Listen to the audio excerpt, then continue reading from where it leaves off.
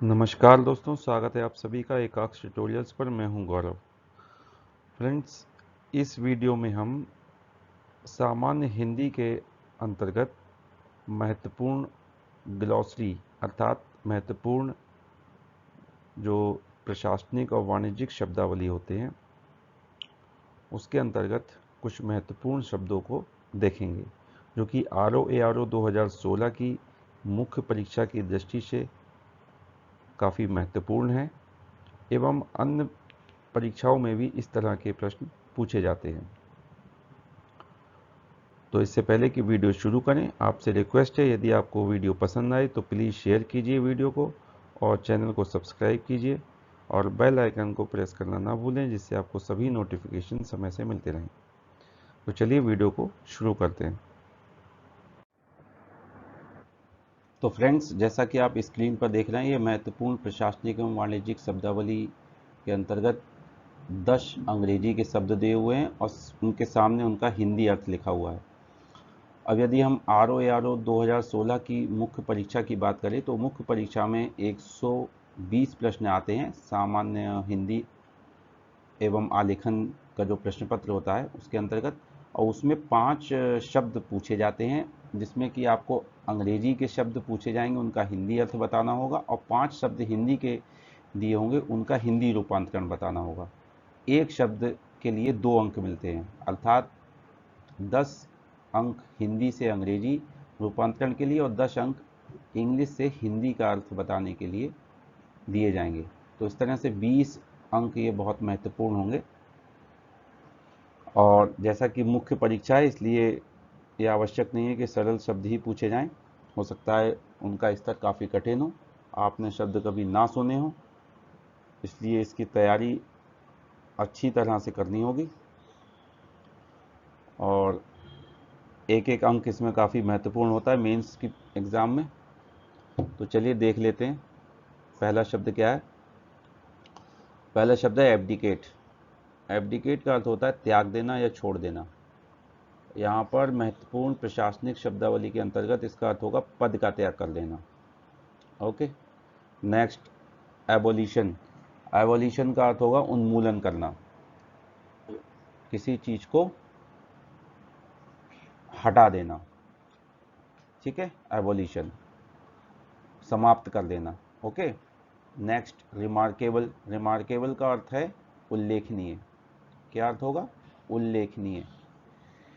Domicile हम सभी ने सुन रखा है, ठीक है, डोमिसाइल अंग्रेजी में सुना हुआ, इसका हिंदी में शुद्ध अर्थ होता है अधिवास। क्या होता है? अधिवास। ग्रांट। ग्रांट का हिंदी में अर्थ होता है अनुदान। क्या अर्थ होता है? अनुदान। देखिए, एक शब्द के आप एक से अधिक अर्थ जो है वो देखकर याद कर कर जाइएगा। यदि आपको कोई एक शब्द याद ना आए तो आप उसका दूसरा अर्थ लिख सकते हैं, लेकिन वो उससे संबंधित अर्थ ही होना चाहिए। ठीक है, तो यहाँ पर जो शब्द दिए पूछे जाते हैं एग्जाम में, वो प्रशासनिक और वाणिज्यिक शब्दावली के रूप में ही पूछे जाते हैं। तो ग्रांट का अर्थ होगा अनुदान। ठीक है, इसके बाद असेंट। असेंट का अर्थ होगा अनुमति या इसमें स्वीकृति भी कह सकते हैं हम। ठीक है, सबऑर्डिनेट हम सभी ने सुना हुआ है, सबऑर्डिनेट शब्द, इसका हिंदी अर्थ होता है अधीनस्थ। अब देखिए फ्रेंड्स, ये जो हिंदी शब्द लिखे हुए हैं इन्हीं को एग्जाम में पूछ सकते हैं, इनका हिंदी रूप इंग्लिश में रूपांतरण करने के लिए। जैसे अधिवास है, अनुदान है, उन्मूलन है, तो आपको इनका जो सामने इंग्लिश में इनका जो है रूपांतरण लिखा हुआ है, ये शब्द आपको इंग्लिश में वहाँ पर एग्ज़ाम में लिखने होंगे। और ये ऑब्जेक्टिव टाइप नहीं होते, ठीक है, ये ध्यान रखिएगा। इसलिए आपको इन्हें याद करना होगा, इन्हें रटना होगा अच्छे तरीके से। अगला शब्द है परमिट। परमिट का अर्थ है अनुज्ञा पत्र। अनुज्ञा पत्र, ठीक है, परमिट को हम अलाउ करना भी कह सकते हैं। ठीक है, तो स्वीकृति देना भी यहाँ पर परमिट का अर्थ हो सकता है, अनुज्ञा पत्र या अनुज्ञा देना, अलाउ करना। ठीक है, इसी तरह अगला शब्द जो आगे है वो है सरचार्ज। सरचार्ज अर्थात एक्स्ट्रा चार्ज, तो इसको हिंदी में कहते हैं हम अधिभार। क्या कहते हैं? अधिभार। आप जानते हैं जैसे कभी सरचार्ज लगा दिया जाता है कुछ सेवाओं के ऊपर, तो ये उसी से संबंधित शब्द है सरचार्ज, तो इसको हिंदी में अधिभार कहते हैं। ठीक है, अधिशुल्क भी कह सकते हैं, अधिभार भी कह सकते हैं। ठीक है, नेक्स्ट अप्रूव्ड। अप्रूव्ड का अर्थ हुआ अनुमोदन करना या मंजूरी प्रदान करना। ओके, स्वीकृति देना। तो आप जो है इस तरह से ये 10 प्रश्न पूरे हुए, और आपको इंग्लिश से हिंदी और हिंदी से इंग्लिश में भी एक से अधिक शब्द जो है वो पढ़कर जाइएगा याद करके।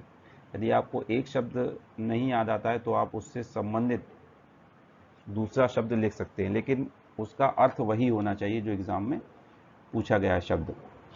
ठीक है, तो इस तरह से 10 प्रश्न पूरे हुए। उम्मीद करता हूँ आपको इससे लाभ होगा, और RO 2016 के मेंस की तैयारी जो अभ्यर्थी कर रहे हैं, यदि तो आपके लिए ये अति महत्वपूर्ण वीडियो है। और अन्य एग्ज़ाम्स में भी कुछ एग्ज़ाम्स ऐसे होते हैं जिसमें कि 2 या 3 प्रश्न हिंदी टू इंग्लिश या इंग्लिश टू हिंदी वोकेबलरी से संबंधित पूछ लिए जाते हैं। तो यदि आपको वीडियो पसंद आए तो वीडियो को शेयर कीजिए, और IBPS की तैयारी के लिए, UPSSC के किसी एग्ज़ाम की तैयारी के लिए, RO की तैयारी के लिए, उत्तर प्रदेश विधान परिषद RO की तैयारी के लिए, SBI या अन्य किसी बैंक की तैयारी के लिए, किसी भी बैंक के एग्ज़ाम की तैयारी के लिए आप जो है एकाक्ष ट्यूटोरियल्स को सब्सक्राइब कीजिए। तो मिलते हैं अगले वीडियो में, तब तक के लिए धन्यवाद।